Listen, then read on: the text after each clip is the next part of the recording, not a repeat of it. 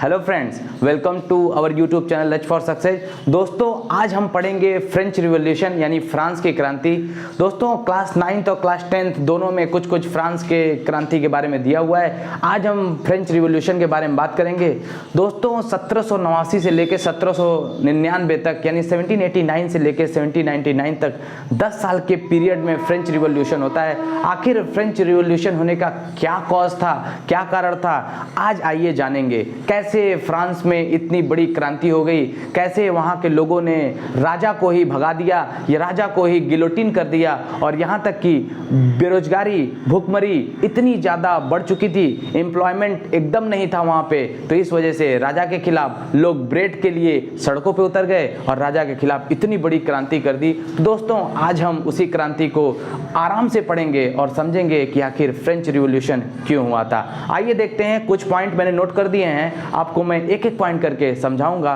तो दोस्तों, सबसे पहले मैं बता दूं कि किसी भी देश की अगर क्रांति के बारे में पढ़ना है तो हमें ध्यान रखिएगा, फ्रांस की क्रांति जब हम पढ़ेंगे तो किसी भी देश की क्रांति के बारे में हमें पढ़ना है तो हमें 4 उसमें स्टेप पढ़ने होंगे। सबसे पहले 4 टाइप की क्रांति के बारे में 4 टॉपिक में अगर आप पढ़ लेंगे तो किसी भी देश की क्रांति आप आसानी से समझ सकते हैं। सबसे पहला जो आपका होगा वो होगा पॉलिटिकल कॉज, ठीक है, यानी राजनीतिक कारण, यानी राजा से रिलेटेड क्या वहां पे दिक्कतें आ रही थी, परेशानियां आ रही थी, जिसकी वजह से वहां राजनीतिक तौर पे कारण बना वहां पे फ्रांस की क्रांति का, ठीक है। फिर दूसरा कारण देखेंगे सोशल कॉज, यानी सामाजिक कारण, यानी फ्रांस का समाज कितने भागों में बटा हुआ था, कितने पार्ट्स में डिवाइड था और कौन कौन से उसमें स्टेट हुआ करते थे, इस बारे में हम समझेंगे। और तीसरा जो आपका होगा वो इकोनॉमिकल कॉज होगा, यानी आर्थिक कारण होगा। हम देखेंगे कि आर्थिक कारण कैसे सबसे ज्यादा इंपॉर्टेंट वहां पे इसके लिए रिस्पॉन्सिबल थे, इसको हम देखेंगे। और फोर्थ आपका हो जाएगा बौद्धिक कारण, यानी इंटेलेक्चुअल कॉज। देखेंगे कि वहां पे किस तरह से फिलोसोफर ने किस तरह से अपने बातों को रखा और वहां के लोगों को जगाया और कहा कि देखो, राजा बहुत ज्यादा तुम्हारे साथ एक्सप्लॉइटेशन कर रहा है, उसके खिलाफ तुम अब सड़कों पर उतर जाओ, नहीं तो राजा ऐसे ही एक दिन तुम्हारे सारे राइट्स को छीन लेगा तुमसे और तुम्हारे ऊपर जबरदस्ती बहुत सारे टैक्स थोप देगा। तो दोस्तों, इन सब कारणों को पढ़ने से पहले सबसे पहले अगर आपने चैनल को सब्सक्राइब नहीं किया है तो चैनल को सब्सक्राइब कर दें। मिलते हैं आगे और समझते हैं पॉलिटिकल कॉज में कि कौन कौन से कॉज में सबसे पहले इंपॉर्टेंट जो कॉज है, यानी सबसे पहला जो कारण है वो है राजनीतिक कारण। तो दोस्तों, जो राजनीतिक कारण है फ्रांस की क्रांति का, उसमें समझना होगा कि वहां पे कौन सा राजनीतिक वंश चल रहा था, कौन सा राजा वहां राज कर रहा था। तो दोस्तों, बात है 1789 की, जब फ्रांस में क्रांति होती है। लेकिन उससे पहले हम लोग बैकग्राउंड समझेंगे कि आखिर ये क्रांति 1789 तक पहुंची कैसे, आखिर कैसे जनता इतनी ज्यादा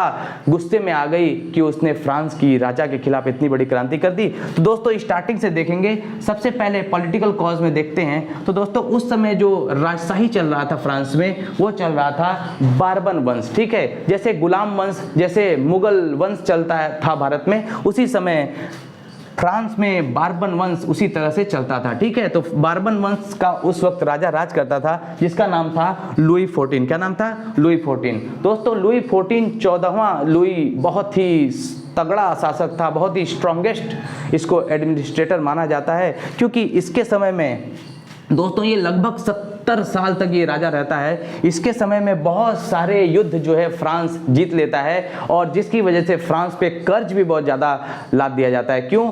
क्योंकि फ्रांस ने जब बहुत सारे युद्ध जीते तो उसमें बहुत सारे वेपन उसके खर्चे हुए और यहाँ तक कि बहुत सारे सोल्जर्स को उसने सैलरी भी दी, बहुत सारे सोल्जर्स उसके मारे भी गए, तो उनके घर वालों को भी वो पैसे दे करके, इसकी वजह से बहुत सारा कर्ज जो है फ्रांस के ऊपर हो गया था। वो पक्का क्या था? एब्सोल्यूट डेस्पॉट था, यानी निरंकुश तानाशाह था। कौन? लुई 14। निरंकुश तानाशाह का मतलब ये है कि उसके ऊपर किसी का प्रेशर नहीं था, ना मिनिस्ट्री का प्रेशर है, ना कॉन्स्टिट्यूशन का प्रेशर है, ना कानून का उसके ऊपर प्रेशर है, क्योंकि राजा है, राजा के ऊपर तो किसी कानून का प्रेशर रहेगा नहीं। तो इसलिए लुई 14 जो था वो एब्सोल्यूट डेस्पॉट है। डेस्पॉट वहां के राजाओं को कहा जाता था, फ्रांस के राजाओं को क्या कहा जाता था? डेस्पॉट, ठीक है, ध्यान रखिएगा इस बात का। अब आएंगे सेकंड टॉप पॉइंट पे। तो सेकंड पॉइंट हमारा है सेंट्रल सेंट्रलाइजेशन ऑफ पावर, यानी सत्ता का केंद्रीकरण उसने करना शुरू कर दिया। सत्ता का केंद्रीकरण का मतलब ये है कि जब लुई 14 राजा बना तो उसने सत्ता को केंद्रीकृत कर लिया, यानी उसने कहा कि कोई भी मिनिस्टर नहीं होगा, कोई रेलवे मिनिस्टर नहीं होगा, कोई फॉरेन मिनिस्टर नहीं होगा,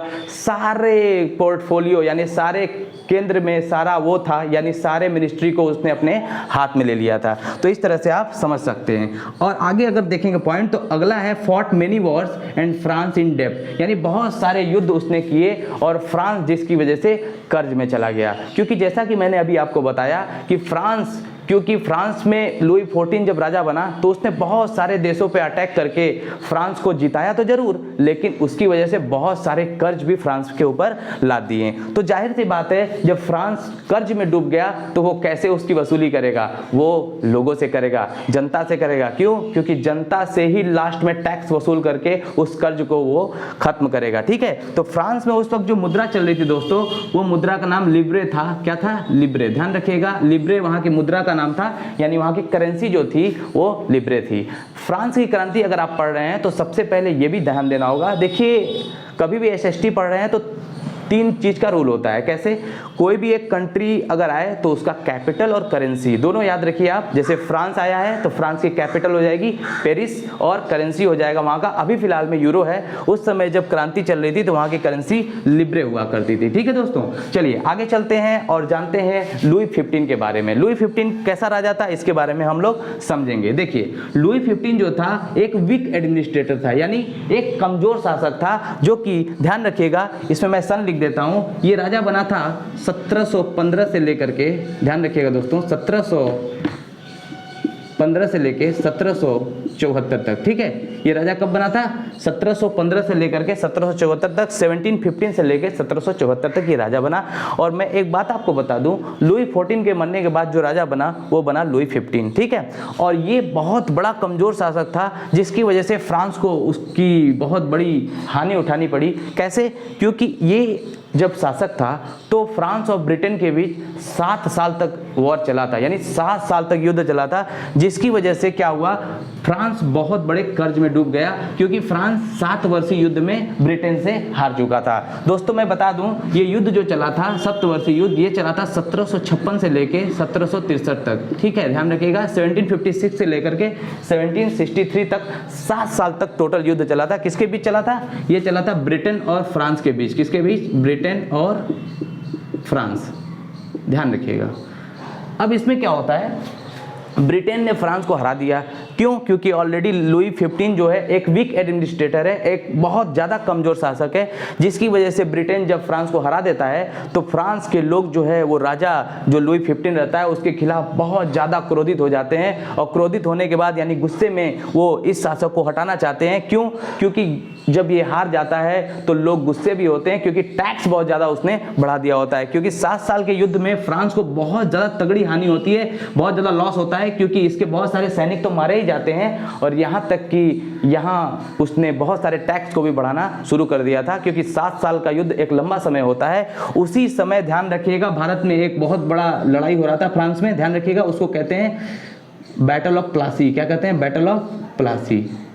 भारत में उस वक्त यानी प्लासी की लड़ाई चल रही थी 1757 में। एक मैं कहानी आपको बताता हूँ। 1757 में इसी के समय, ध्यान रखिए, देखिए 1756 और 1763 के बीच 1757 आ जाएगा, तो ये आप समझ सकते हैं कि प्लासी की लड़ाई जो बंगाल में सिराजुद्दौला और रॉबर्ट क्लाइव के बीच चल रही थी, वो इसी पैरेलल में चल रही थी, इसी के समय चल रही थी। आपको मैं बता दूं, बड़ा इंटरेस्टिंग बात यह है कि जब 1757 में प्लासी का बैटल हो रहा था तो उस समय रॉबर्ट क्लाइव ने इंग्लैंड की महारानी एलिजाबेथ से कहा कि मुझे कुछ सैनिक उपलब्ध आप कराइए, क्योंकि मैं युद्ध करना चाहता हूं। यहाँ पे मेरे पास सिर्फ 4000 सैनिक है, जबकि मेरे सामने वाला जो दुश्मन है सिराजुद्दौला, उसके पास करीब करीब 30 से 32 हजार सेना है, जो मुझसे करीब 8 गुना ज़्यादा है। इसलिए आप कुछ सैनिक को मेरे यहाँ भेजिए। लेकिन जब एलिजाबेथ के सामने वो ये प्रस्ताव रखता है, प्रपोजल रखता है, ईस्ट इंडिया कंपनी भारत के अंदर जो गया रहता है, वो जब प्रस्ताव रखता है तो एलिजाबेथ पूरी तरह से इनकार कर देती हैं, रिफ्यूज कर देती हैं इस बात से कि मैं सैनिक नहीं भेज सकती। इसलिए नहीं भेज सकती क्योंकि ऑलरेडी ब्रिटेन और फ्रांस में उस वक्त लड़ाई चल रही थी अपने आपस में ही। इस वजह से